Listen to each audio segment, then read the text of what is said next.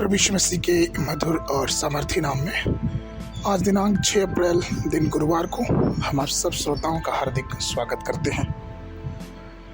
आज के दिन के लिए वचन जो कि लिया गया है यूहन्ना की पुस्तक उसका 19 अध्याय 34 पद। वचन कहता है, परंतु सिपाहियों में से एक ने भाले से उसका पंजर बेधा और तुरंत लहू और पानी निकला। प्रियो, पसलियाँ मानव शरीर का महत्वपूर्ण हिस्सा है और यह प्यार और स्नेह का प्रतीक है। पसलियाँ हृदय के चारों ओर एक सुरक्षात्मक किले के रूप में कार्य करता है।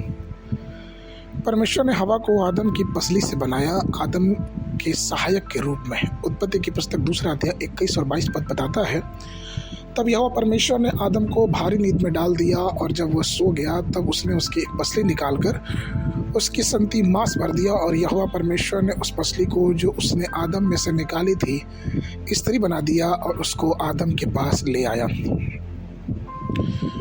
प्रियो, पद जो हमने पढ़ा उसमें ध्यान दीजिएगा, वचन लिखा गहरी नींद। इसका तात्पर्य होता है विश्राम या फिर इसका तात्पर्य होता है मृत्यु। प्रभु यीशु भी सूली पे चढ़ गए और अपने प्राणों को त्याग दिया। पवित्र शास्त्र कहता है यूहन्ना 19 के 33 में कि परंतु जब यीशु के पास आकर देखा कि वह मर चुका है तो उसकी टांगें न तोड़ी। यीशु के मृत्यु के बाद रोमन सैनिकों ने भाले से उसका पंजर बेधा और तुरंत और खून और पानी निकल आया। परमेश्वर ने हवा को आदम को गहरी नींद में सुलाने के बाद ही बनाया।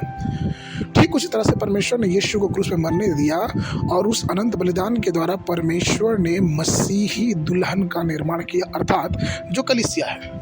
प्रभु यीशु के लहू से ही यीशु ने कलीसिया को मोल लिया। पवित्र शास्त्र कहता है प्रेरितों के काम उसका 20 अध्याय 28 पद कि तुम परमेश्वर की कलीसिया की रखवाली करो जिसे उसने अपने लहू से मोल लिया है। जब प्रेरित पौलुस पति और पत्नी के बीच के संबंध का वर्णन करता है तो इफिसियों के पत्र उसका 5 अध्याय उसके 32 पद में वो ये कहता है कि यह भेद तो बड़ा है पर मैं मसीह और कलीसिया के विषय में कहता हूँ।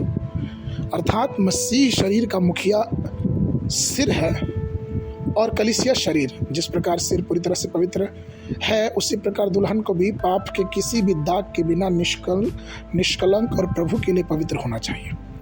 प्रेरित पौलुस ने भी मसीही कलीसिया को तैयार होने के लिए 2 कुरिन्थियों के पत्र उसके 11 अध्याय के 2 पद में इस प्रकार से कहा, क्योंकि मैं तुम्हारे विषय में ईश्वरी धुन लगाए रहता हूँ, इसलिए कि मैंने एक ही पुरुष से तुम्हारी बात लगाई है कि तुम्हें पवित्र कुमारी की नहीं मसीह को सौंप दूं। प्रियो, परमेश्वर के प्रत्येक छुड़ाए हुए लोगों को मसीह के लिए पवित्र निष्कलंक दुल्हन के रूप में पाया जाना चाहिए और पाप के किसी दाग के बिना जीवन व्यतीत करना चाहिए। पवित्र शास्त्र प्रकाशित वाक्य की पुस्तक उसके 22 के 11 में कहता है, और जो धर्मी है वो धर्मी बना रहे और जो पवित्र है वो पवित्र बना रहे।